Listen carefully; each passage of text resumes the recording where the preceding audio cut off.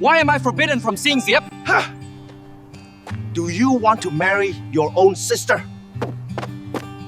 Hello everyone, brace yourselves, because today's episode holds a truth so shocking no one could have ever imagined it. It starts with a tearful reunion between James and his wild man brother, Hoan, high up on the hills. Hoan turned down $1 billion fortune to choose a life of freedom. But the real tragedy only begins the moment Hoan walks away. Mr. Hoan suddenly appears at the lumber mill, a slap across the face, for James that hits like a thunderbolt. And most horrifying of all, he screams out a secret buried for 20 years. You want to marry her? Diep is your biological sister. Cruelly, Diep is standing right outside the window and hears everything. A dreamlike love story instantly turns into the most twisted tragedy on Earth. How will they face this moral sentence? Don't miss a single second. Smash that like button to share the pain with these characters and hit subscribe to see what James does when he finds out he's fallen in love with his own sister. Let's get into the movie right now. Today, James didn't go to the office. He drove his black off-road vehicle over winding rocky slopes to reach a desolate hill on the outskirts of the city. There, completely isolated from the urban noise, stood a small wooden house perched amidst a vast pine forest. That was the home of Hoan James's only biological brother. It's been 3 years since Hoan packed his bags and left home after a fiery argument with Mr. Hoan. He'd rather live in poverty and freedom in the mountains than have to face Mrs. Lan, the stepmother he never accepted, in that luxurious villa. James killed the engine. Silence blanketed the area. He saw Hoan shirtless, dripping with sweat, holding a wood planer, passionately carving a rough piece of driftwood on the porch. Hoan's skin was tanned dark from the sun and wind his beard stubbily, but his eyes were still bright, determined, and full of pride. Looking at Hoan, James felt a pang of pity. A legitimate heir to a timber conglomerate living like a wild man like this. Hoan, James called out. Hoan stopped planing and looked up. Seeing his brother, he didn't seem too surprised, just gave a familiar smirk. Big brother, what wind blows a busy CEO up to the middle of nowhere like this? James walked over and patted his brother's shoulder firmly. The wind of missing you, all right. Look at you, you've gotten way too skinny. Skinny, but solid, brother. Eating wild vegetables and drinking spring water here makes me healthier than eating delicacies at home. Hoan replied, wiping his sweat with his shirt hem and inviting his brother to sit on an old stool. The two brothers sat facing each other. Between them hung the silence of their time apart. James looked around the simple house, just a bamboo bed, a mini gas stove, and woodworking tools scattered everywhere. Come back home, James said, his voice lowering. Dad's been very weak lately. He mentions your name constantly. Hoan turned away, looking out toward the distant valley. He mentions me. Or is it Mrs. Lan mentioning me to see if I'll come back to fight for the inheritance? Hoan, James's voice turned stern. Don't say that. After all, she's taken care of Dad for years. Mum has been gone a long time. You have to accept the reality that Dad has a new family. You can accept it because you're generous big brother. Hoan laughed bitterly. As for me, I can't forget her cold eyes from back then. I'm not coming back. That house, since the day Mom died, it hasn't been my home anymore. James sighed. He understood his brother's pain. When their mother died, Hoan was too young. That shock, combined with their father remarrying so quickly, created a massive scar in his soul. I'm not forcing you to call Mrs. Lan Mom, James patiently persuaded. But please come back. Come back to manage the lumber mill with me. I can't shoulder it all alone. This business is Dad's life's work. and it was also Mum's dying wish for us to develop it together. Hung was silent for a long time. He fingered the piece of wood in his hand. Hey, big brother, do you remember who Mom used to say I look like? Mom said you were like Grandpa, stubborn and skilled with your hands. Right, I'm like Grandpa. I want to be a carpenter. I want to create art from wood, not be a businessman sitting around signing papers like you. Hung looked straight into James's eyes, his gaze burning with passion. I won't come back to take over that director's chair. I want to build my own career. I want to open my own wood workshop bearing my name built with these very hands. James was stunned. He looked at his brother both surprised and impressed. Hung wasn't greedy for money. If he were, he would have returned home long ago to fight for the inheritance. Hung wanted to prove himself. You want to start a business? James asked. Yes, I've spent the last 3 years studying the rare woods in these mountains. I have the ideas. I have the skills. The only thing I lack is time. But starting a business is incredibly hard, Hung. The marketplace is a battlefield. Why take the thorny path when I've already rolled out the red carpet for you? Because when I make it, I want people to call me Boss Hung, not Mr. Hoan's son or James's little brother. Do you get where I'm coming from? Hung's words hit the bullseye. James smiled. He saw a shadow of his younger self in Hung's eyes. But Hung was even braver than he was.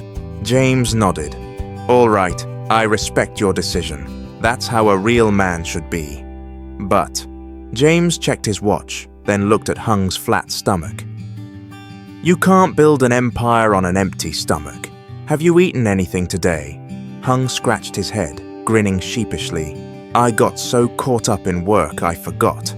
Go get changed. Breakfast is on me. After we eat, I'm taking you to see something. I guarantee it'll help with your future empire. The two brothers descended the mountain, stopping at a long-standing traditional pho restaurant in town. This was the familiar spot where back when their mother was alive, she used to take them every weekend. 2 special bowls, extra blanched onions, fatty broth, please. James ordered like a pro, still remembering his brother's preferences vividly. Hung looked at the steaming bowl of pho placed in front of him, feeling a lump in his throat. How long had it been since he had a decent meal with his big brother? Eat up, stop staring. It's my treat, I won't deduct it from your inheritance. Don't worry, James joked. Hung laughed, squeezed some lime-added chili, and ate voraciously. So good, brother. Tastes just like the old days. James watched Hung eat, his eyes softening like a father watching his son. Slow down, you'll choke. Hey, about Dad. If you don't want to move back in, just stop by to visit him once in a while. The hospital is cold and lonely, and he keeps looking at the door waiting for you. After all, he's old now, Hung. Hung froze for a beat. The beef in his mouth suddenly tasted bitter. He remembered the image of his father carrying him on his shoulders to see the lion dance years ago. He remembered the spankings when he was naughty and the times his dad secretly slipped him money to go play video games.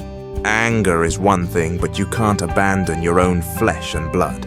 Yeah, Hung mumbled.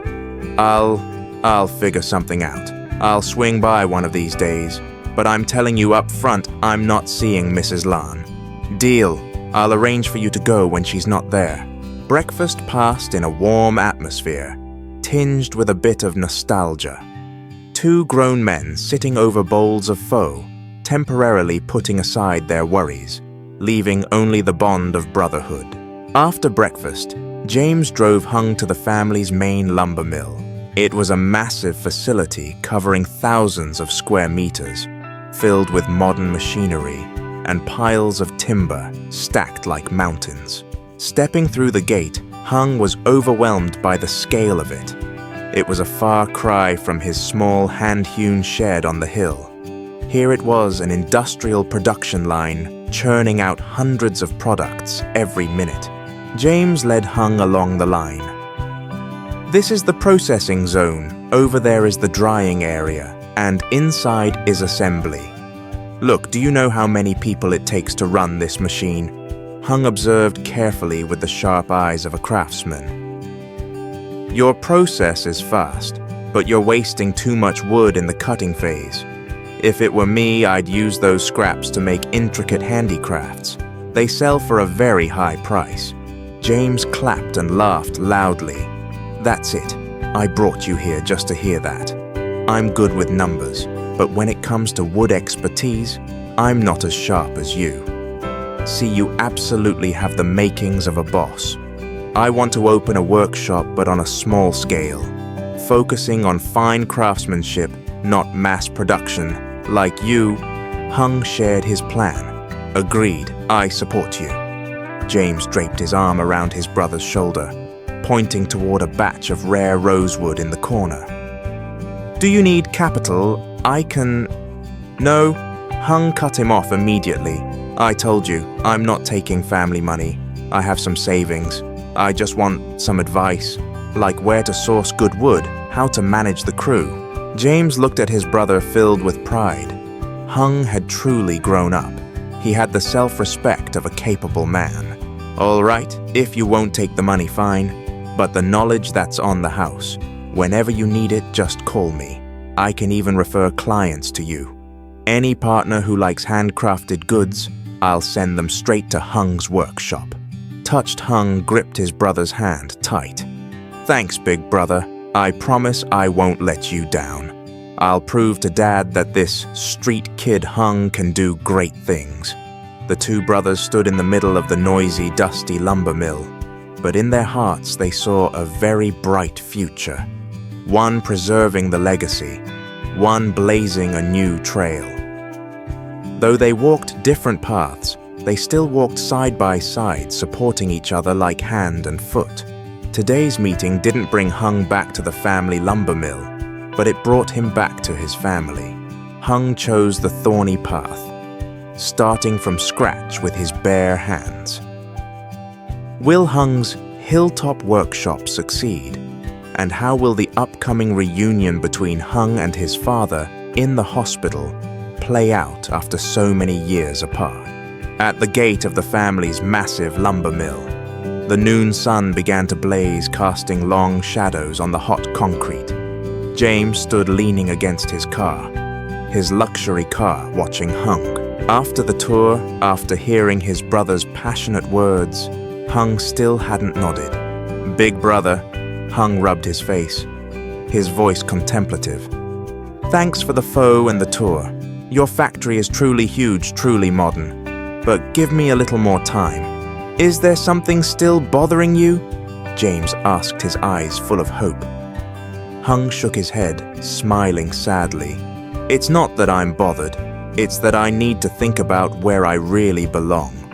Can a falcon used to soaring over the mountains like me handle being caged within 4 office walls? Go back to work.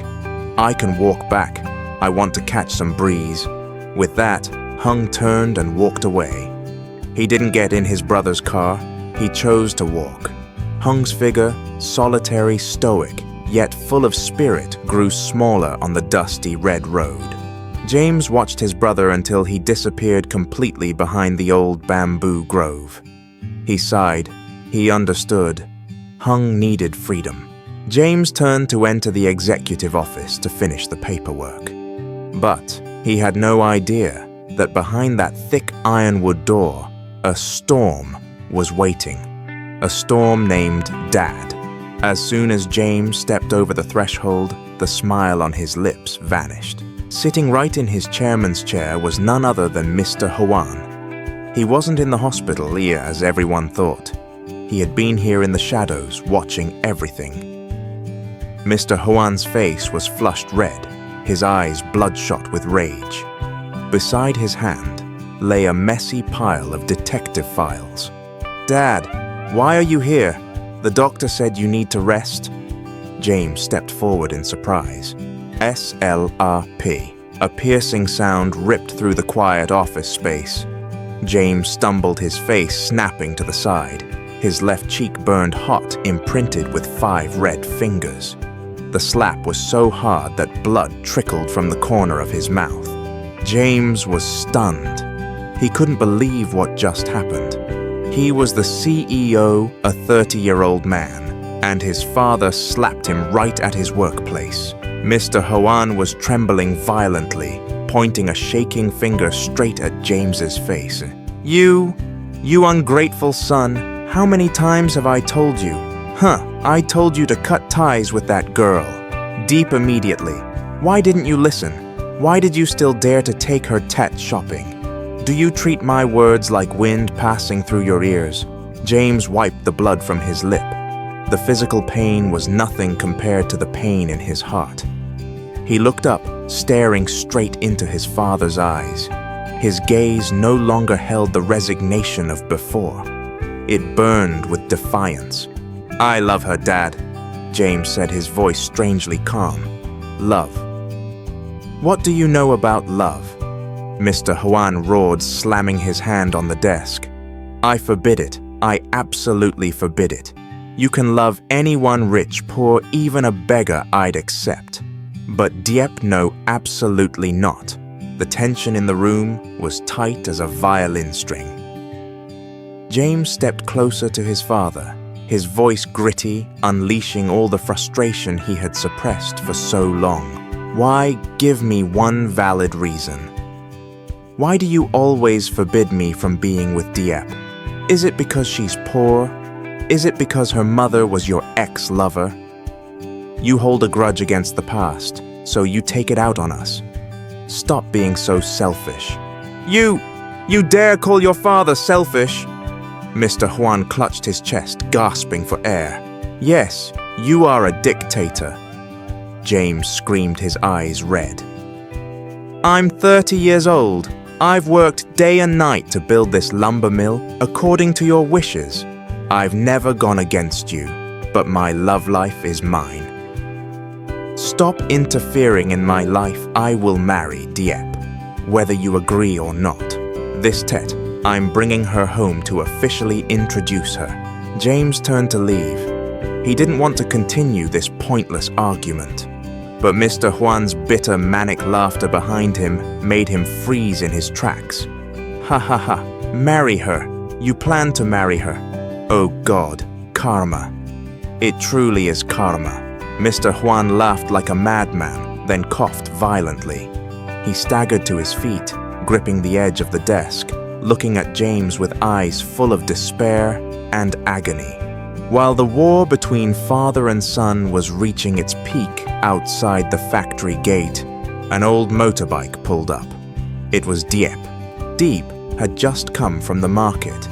Hanging from her bike were bags big and small, dried bamboo shoots vermicelli, and a pair of green chung cakes she had specially ordered for James. She stopped by the factory to give him Tet gifts and to surprise him. Diep was wearing the cream wool sweater James bought her yesterday, her face radiant with happiness, a small smile on her lips. She had no idea she was walking into the eye of the storm. James will love these chung cakes, Diep thought to herself, carrying the gift basket inside. She walked past the production area. The workers were on lunch break, so it was deserted. Approaching James's office, Diep heard loud arguing. Whose voice is that? It sounds familiar. Is it Uncle Hoan? The smile vanished from Diep's lips. She had a bad feeling. She tiptoed closer to the window, hiding behind a large stack of rosewood. Her heart pounded in her chest. She didn't mean to eavesdrop, but her feet felt rooted to the spot, unable to move. Inside the room, James turned back to his father, his eyes full of defiance. Say it, Dad. What karma? Why can't I marry her? The blood drained from Mr. Hoan's face. He looked at his son, tears streaming down his wrinkled cheeks. He had intended to take this secret to the grave. He had tried to separate them by any means necessary, to avoid speaking this painful truth. But now he had no choice. If he didn't speak, they would commit incest. Mr. Hoan took a deep breath, summoning his last bit of strength, and gritted out every word. Each word felt like a knife stabbing straight into James's heart. You ask me why? Fine, I'll tell you. Do you know who Diep is? Years ago, when her mother was pregnant, she was carrying my blood. Diep is my biological daughter. You want to marry her. Do you want to marry your own sister? Mr. Hoan's words struck like a bolt of lightning. James stood frozen, his eyes widened to their limit, pupils dilated in horror. Dad, what are you saying? You're joking, right? You're lying. James stammered, backing away, his limbs going weak. But Mr. Hoan collapsed into his chair, sobbing uncontrollably. I'm not lying. I already did the DNA test. She is your sister. She is your half-sister. At that same moment, outside the window, thud, the Tet gift basket slipped from Diep's hands. The pair of chung cakes rolled onto the dusty concrete floor. Diep stood there. Her face was as white as a sheet of paper. Her lips trembled, but no words came out. Her ears were ringing. Biological sister. Marry your biological sister.